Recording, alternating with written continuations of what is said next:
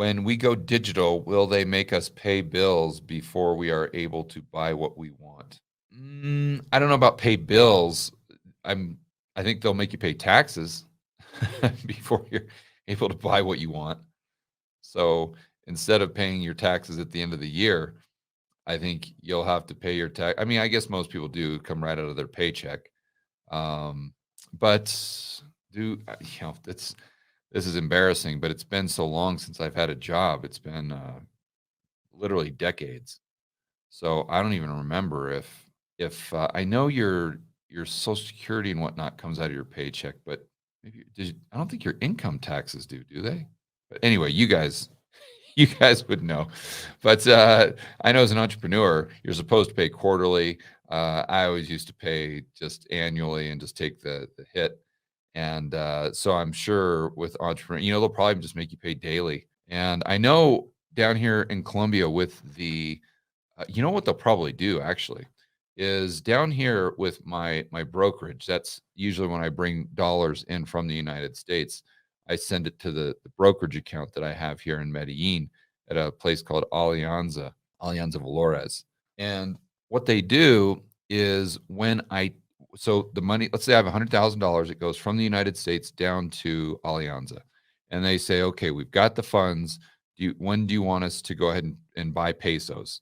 I say, okay, now go ahead and do it. They say, okay, great. The exchange rate is 5,000. And then those pesos go into my account minus a small transaction fee. But what happens when I spend money out of that account, even if I transfer it to my Banco Colombia, they take it's not a fee, it's really a tax. It's like a transaction tax. And so they're taking this transaction tax and that goes directly to the government. And then this is to basically prepay the interest that they assume that you'll make on the funds being in the bank account. So you can imagine if, let's just say you're making 5% on your checking account right now, every single time that you spent a dollar out of your checking account, they would ding you whatever the tax rate is on 5% annually, right? And then at the end of the year, you'd have to settle up, but you actually pay the taxes like as you spend the money. So I think that's probably that. I would assume that's what they're going to do.